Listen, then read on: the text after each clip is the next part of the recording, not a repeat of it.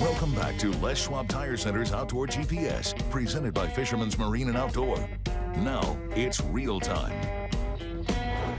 Welcome back, everyone. Thanks for joining us this morning. We have Mr. Bill Herzog here in the studio. Bill, yet again, thanks for coming in, and it's good to see you. We saw you last night at the gala. That was a good time. Wasn't that great? It was. I'm standing there at the podium looking at all these superstars, you know, from everywhere, and I'm like, wow, I've never seen a gathering like that of the fishing community like ever. It was really cool to see. Well, that's actually from you.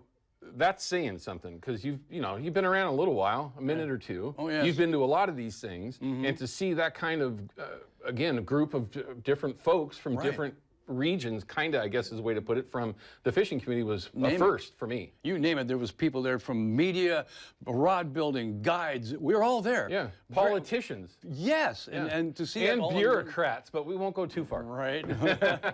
But a good time had by all. It was really fun. It was. It was a really good time. Again, Don did a fantastic job. Every year, the last handful, well, heck, dude, I forget. For a long time, I've had a chance to get you in here and share some of your insight. A lot of the times, if not the majority of times, we talked about spoons. Right. And we're going to do that today. Yeah. There's a reason for that. After all the years that we've done this, I have talked to countless people that have said, I caught my first steelhead this year on a spoon, and I learned it from watching Bill on your show. I'm like, yes, because they work. Absolutely. It's just that simple, right? And you have to throw them to catch one. Okay, that was my ultimate point, is that people forget about how effective that they can actually be. Can we get a shot with that Kershaw Tech Cam? I just want to show you just a quick rundown. A lot of you have seen this stuff before, but a lot of you haven't. And even for those that have seen some spoons and seen what some of the differences are, there are so many different manufacturers out there these days of spoons, but they're all not the same, but they're all very similar. And there's a good reason for that. Why? Because of the style. Okay. What that is. We grew up with Steely, which is basically a triangle shape, and they're wider. Super wide. Yeah, because of that, they don't sink or work the same. There are places for those too. But that one, years ago, we found out through Boeing engineers, this style right here has the most action for its size, thickness, wave, which is the bends in it and whatnot. That style right there, which is the oval, they call it, is the most widest range of situations you might find, from shallow to deep.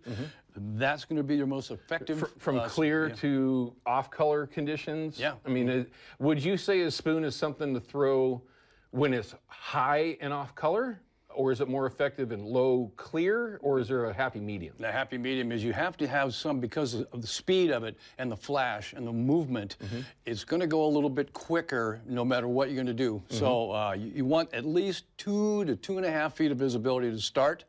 Other than that, go with something slow like a plug or something you can fish very slowly in limited visibility. But anything that to clear as you can get it. Right. But you have to tone everything down, because we want that special mix of that attraction threshold, okay? Like, I don't want to throw that hot pink spoon in clear water. It'll probably scare them. It'll overstimulate them, and you see a V going out of the tail. It's not because of the size, it's the color and just abrasive to them. Yeah, but then again, if you go in clear water and just throw, let's say, plain nickel. Perfect. Yeah. It's just that little bit of flash, and even black in there somewhere. Well, you've got all these are so doctored up, right? I mean, you've got a bunch of different colors here. For all of us old guys, we're going to go, red and white is a color combo from Steely's, and then, of course, to this style of spoon, which this is the most common style that you're going to find these days. In this day and age, yes. And it's not because Steely's aren't relevant or effective. It's just a completely different body size, body style, I guess, or spoon style, whatever you want to call it. This is just more universally usable, maybe is a way to put it. But there's a number of different manufacturers. You got all these different colors, the half and halves. This is where I got to ask. If you were to pick one style out of these, either half and half solid colors or painted, what would be your go-to in those clear, in the perfect conditions? What would it be? Would it be a darker metal finish, half and half, chrome? What would it be? I would go half and half. Like this one right here is half brass, half nickel, which there are some that I used to make that were half gold and half silver that just boom, they blow really up. Popped. But that one right there, in perfect conditions, let's say 4 feet of visibility, that'd be my first choice out of the box. Okay, now let's talk about weights, because you're going to find a lot of people are going to go, okay, if you've got this style of spoon, but one weighs 2/3, one weighs a half, one weighs 3/5 or whatever the heck it might be. 2/5. 2/5. In those different thicknesses, the different weights, getting heavier from being the lightest version to the heaviest version, where is it that you would want to use those different weights? Well, if you're fishing big water, let's say I'm a long ways away from my target water. If I throw a 1/2 ounce spoon, I might not be able to reach it.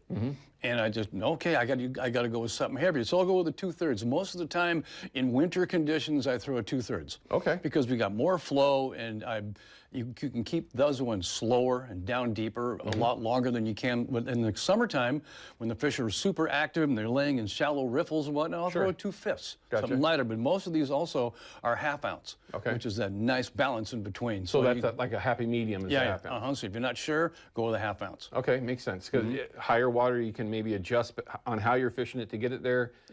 So you got a little bit of fudge room, a little bit of places that you can just kind of manipulate the spoon itself. Right, you got it. Okay, so if you were going to be running these, and we do actually have a question here, and this is the perfect time because Mike from Salem has a question about spinners, and there are absolutely times where a spinner might be more effective than a spoon, and vice versa, right? They do fish very similarly.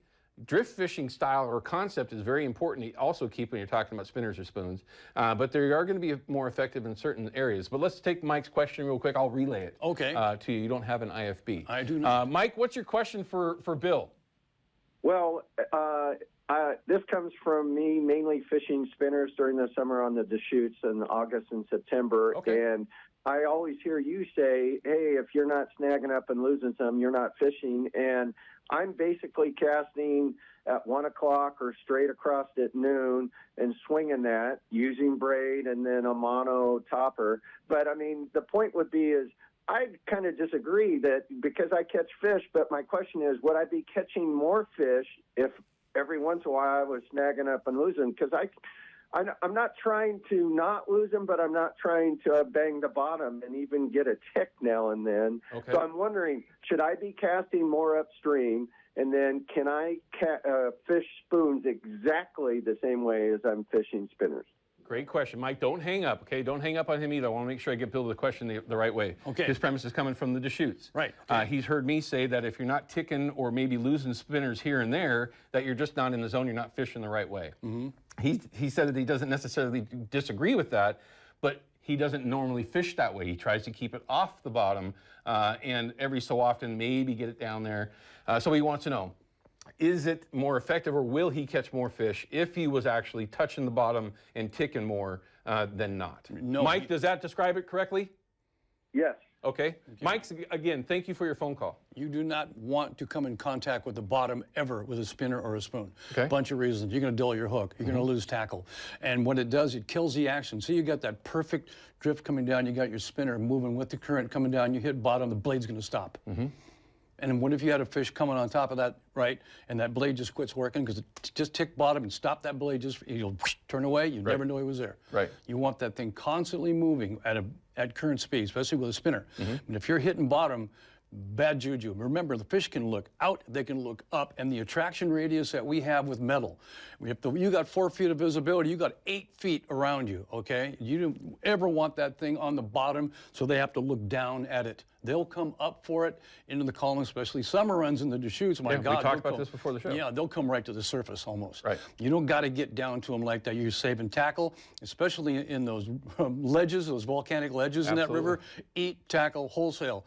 We love you when we make spoons and spinners, okay? Have at it. Buy more, Yeah, exactly. But no, you don't ever. You want to dull your hook. You don't want to lose tackle. And you don't want to turn that fish away. You never, ever. You want to stay close to the deck, close to it, but not on it. Gotcha. Ever. All right. That is Bill Herzog's response to that. He's the metal god, far more qualified than I am. I'm going to disagree. So the reason why I say that you have to somewhat have some contact with the bottom is so that you always know that you're there. There's no question that the fish on the Deschutes, because that was Mike's question, specifically to that river, the Deschutes fish are well known, no question, to come up from the bottom and come up to a bait, whatever it is, if it's a spoon, a spinner, a plug, or a fly, up to the surface. They'll look up and they'll come at them. The reason why everybody's different. I want to feel the bottom. I want to know where it's at, because 90% of the fish that I catch are on the bottom. I'm going to force feed them. I want that spinner to come in and go and hit them in the face. And if they see that thing coming, it's going to piss them off. I mean, really, if you can keep it right where they don't have to travel far, they don't have to go anywhere, they just have to make an adjustment. Oh, what is this? Whack! And they'll hit it. There's a difference between letting them determine if they want to hit it or making them decide to hit it or not. Now, see, I'm assuming already that you've found the bottom, you know where it is. Okay. With braid especially now, we're fishing high def, okay? Yeah. So when you feel that thing tick, you can feel it now and then. Bring it up and get it moving. But yes, fine contact. I just assumed the angler already found bottom and then he's working it from there. So and if you have the experience in the zones, that's absolutely correct. But now another thing I'm going to throw at you, one of the most effective ways that I found over the last 40 years of throwing spinners is straight up river, okay? And especially on the Deschutes, where you can grind them right back to you, and you're going to make that tick every so often. You're going to make that tick, and you're going to be coming right back at you, and all of a sudden your rod's going to snap, or at least you think it is, because that fish hits it so hard on that downhill run that they'll literally go nuts. And sometimes we've seen groups of steelhead where we've swung through more traditional, letting it kick down and get right in front of them, make that swing, because that's where most of your fish are going to come, and then change the angle and go right above them, come right through them. Fish Killer Freddy, one of the best at it that I've ever seen, most consistent person I've ever seen, because he focuses on fishing upriver and bringing it back to him, could get bites that nobody else could get. And that's the difference. That's what throwing spoons and throwing spinners will do for you. Spinners especially, because of their way they fished, Absolutely. have way more lift. Right, and you want to fish it at current speed. And how do we do that? We throw upriver from our position, and that way that thing is going at natural current speed. It's easy to keep it on the bottom, and it's not aggressive. It's still very aggressive presentation, but the steelhead looking at this thing coming down like something wounded, coming down at them, you know, and like you said, they're going to come get it. And the buoyancy that a spinner blade makes compared to a spoon body, you don't want to swing it because of the lift and push. It'll bring it right up, and it's unnatural as hell. Yeah, and that's where I've always said a bait caster throwing a spinner in some people's hands is an advantage, because like you said, you can dump line as you feel that spinner come off the bottom, where I am no longer in, not necessarily dragging it like I am, you know, drift fishing, but if I'm not getting that tick every so often, I know, and I can feel that blade spin up. It's not doing, you know, like a flutter or, you know, you can feel all this stuff, right? Even with mono, you can feel all this stuff. You hit the bail and you let that spoon fall, spinner fall by dumping line, and you can improve or extend your drift a long ways. A lot of the fish that I've caught over the years with the spinner, I've got a belly in my line. That's it. By who knows how big of a belly of the line it is, because I dumped a pile of line and let it just stay above the surface, holding it and controlling it. And you simply can't do that with a spinning reel. You can kind of get there, but you don't have the control. But it's not as easy to cast. No. And you can't throw them as far with the bait caster. But that belly you're talking about, now it takes that spinner, instead of having it come down, of course, you know, it'll be, when it comes down like this way, when you dump that line, it'll keep it there. It won't pitch it that way, but that belly pushing along is the same thing as bringing it down towards you upstream. So what you're doing, and when you're feeding like that, you're getting just enough tension to keep that belly on there, so it keeps it up and pushes the lure along right close to the deck. With a spinning reel, you can't do that. You just don't have the feel. It's almost impossible. We got to cut to a break. Okay. Everyone will be back in just a minute. Mike, that was a great question. When we come back, really good. We're going to talk about how does it feel to get old and fall in the river when you're not as cat-like as you used to be. I'm right there with you, man. We'll be right back. Outdoor GPS is brought to you by Yakima Bait, steeped in tradition, innovation, and fishing success. And by Procure Bait Sense, ruthlessly effective.